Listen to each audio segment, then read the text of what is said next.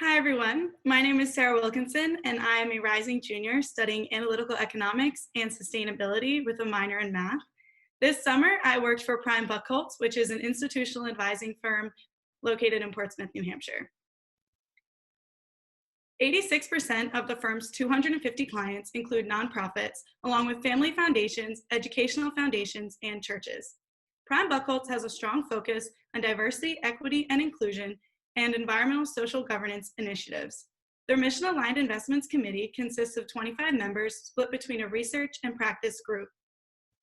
The firm recommends over 74 ESG-related products to over 50 clients with a mission-aligned investment portfolios.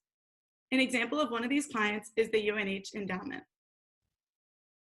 Prior to my experience at Prime Buchholz, I will totally admit to thinking of the finance industry as an intimidating, male-dominated, and environment-neglecting sector of business. But if you see it through an ESG lens, it is possible to see the industry in a new light. There are three major types of investing that are relevant to this conversation. First, socially responsible investing, which focuses on avoiding certain companies and industries that may support things such as fossil fuels or firearms. The second is ESG investing, which integrates ESG elements into fundamental analysis and due diligence. Lastly, impact investing, which is investments in projects, companies, and organizations with the goal of generating mission-related change and financial returns. Gender lens investing is a very well-known example of impact investing. ESG investing is the type that was most relevant to my work this summer. When seeing each the E, S, and G in the investment world, it may look something like this. To start with E, you could see a firm with clearly dedicated environmental-oriented strategies. They could be B Corp certified, where they may source investments that combat climate change in various areas.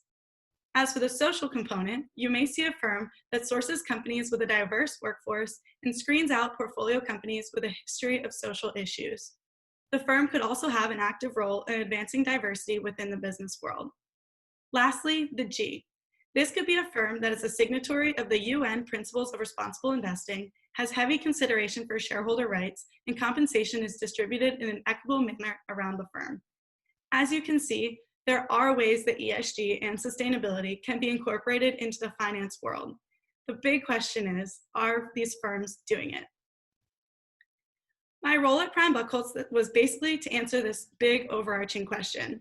Through reaching out to all managers, we collected any ESG information relevant to their investment process, specifically to each fund that Prime Buchholz recommends to clients.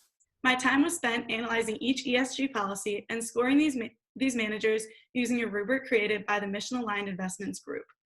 Along with these scores, we wrote a summary of each fund's ESG and diversity initiatives. These summaries were reviewed by various departments, including compliance, so that in the future, they can be included directly in materials that go to clients. All final manager reviews were uploaded into the company database, so all consultants, investment analysts, and research teams were able to view the information. Through our analysis, my fellow intern and I found there was a wide range of ESG initiatives in the finance world. Some firms are B Corps, reside in LEED certified buildings, and have numerous internal policies relating to their carbon and water footprints. These firms typically also incorporate ESG initiatives into their due diligence and choose to include responsible companies within their portfolios. Other firms don't do any firm-level initiatives, don't engage with their portfolios on these issues at all, and do minimal to no research regarding ESG.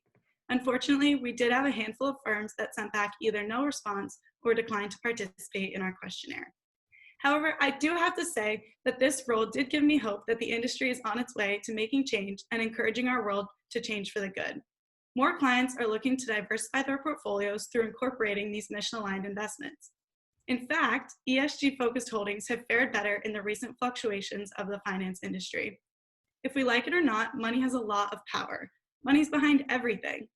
If this power is put in the right places and truly good companies receive the proper support from investment, there's actually a lot of good that can come from this industry. So why not transform that perception that only white men can be dominant in the field? Instead, when I think of the finance industry, I want to think of it as a place where diversity can thrive and truly good companies receive the financial support that they deserve. I'd like to thank Fiona and Faina, as well as everyone I've worked with at Prime Buchholz, especially Kate and Jared, who have taken the time to not only educate me about the firm and my project, but also the industry as a whole. Thank you for a great summer and a great experience.